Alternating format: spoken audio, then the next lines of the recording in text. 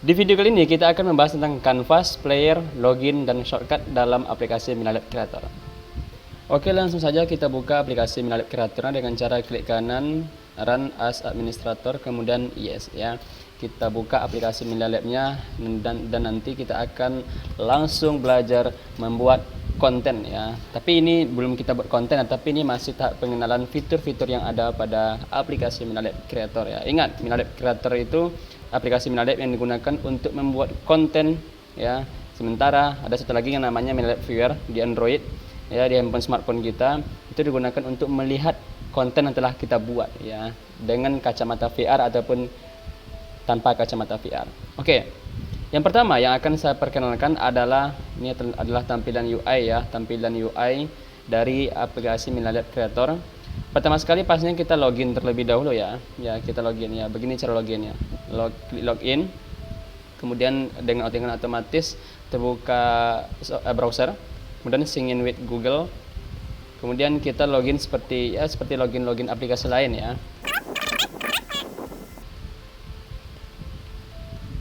Oke, kita tunggu. Kita tutup saja, lalu kembali lagi ke aplikasi Minalabnya. Di sini saya pilih pendekar VR.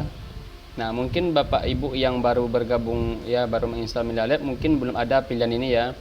Belum ada pilihan instansi ini 100 sekolah pionir dan pendekar VR. Ya, itu nggak masalah. Yang penting menyesuaikan saja Pak Ibu ya. Oke.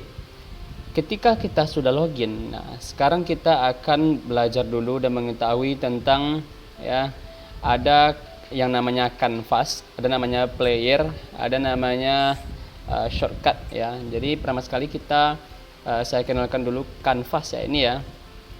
Ini tempat kita membuat konten ya, tempat kita membuat scene-nya itu dinamakan dengan Canvas Bapak Ibu ya. Jadi ini yang saya tampilkan sekarang itu namanya Canvas ya.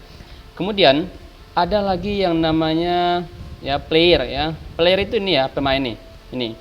Ini orang yang tidak pakai baju ini ya, adalah kita ya.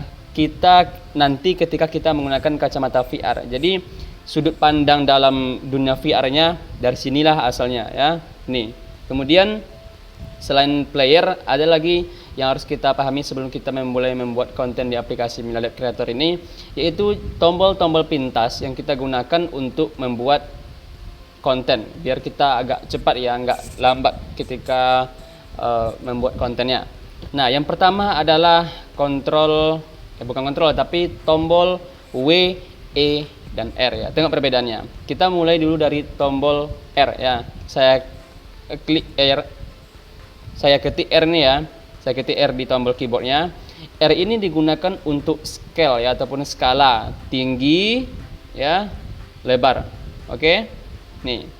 Kemudian tombol kedua shortcutnya adalah tombol E ya. Saya tekan tombol E. Nah, E ini digunakan untuk rotate ya, ataupun rotasi nih ya, arah posisi objek yang sudah kita masukkan ke dalam scene-nya ya. Ini. Oke. Nah, ini ya. Kemudian ada lagi tombol yang ketiga sebagai shortcut juga, yaitu tombol huruf W ya. W ini untuk move ya. Move itu ya pergerakan ya. Nih, kita pindahkan posisinya atas ya, ini. Kemudian ya, papannya Pak Ibu nanti ya.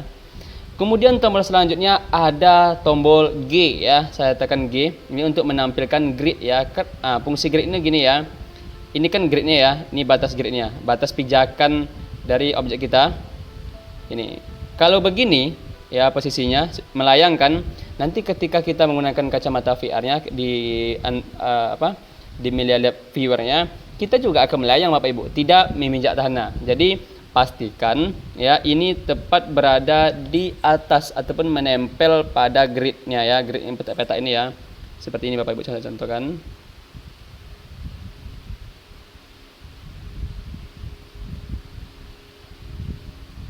Nah, kira-kira begini ya Pak Ibu. Ya, seperti ini. Oke. Nah, berikutnya adalah tombol yang ada pada edit ini ya. Silahkan kita tengok. Ada Ctrl Z untuk undo. ada Ctrl Y untuk redo ya, ada Ctrl D untuk duplicate, ada del untuk delete, kemudian W untuk move yang tadi ya, E untuk rotate, R untuk scale. Nah, saya contohkan, kita masukkan dulu satu aja ya, satu buah objek. Nanti akan saya perkenalkan side yang berada di kiri, side yang berada di kanan. Oke.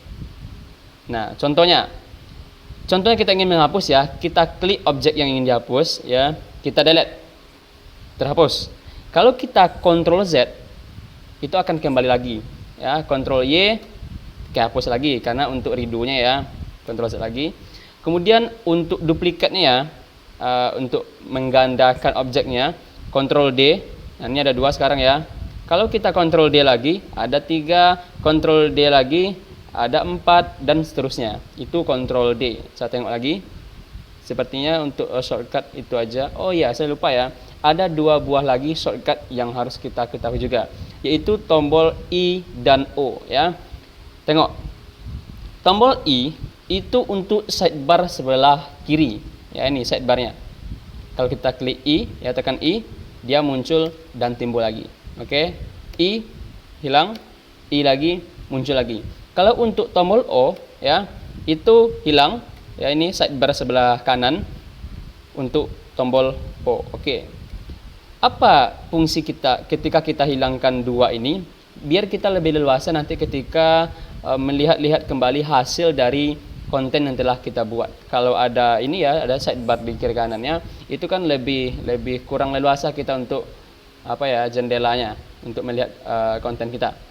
Nah, kira-kira di pertemuan yang pertama ini ya, di sesi 1 ini mungkin cukup itu aja Bapak Ibu ya. Cukup singkat videonya, karena kalau lama-lama itu akan sangat membosankan ya, seperti hidup saya yang sangat bosan. Oke, terima kasih. Wassalamualaikum warahmatullahi wabarakatuh. Salam pendidik inovatif.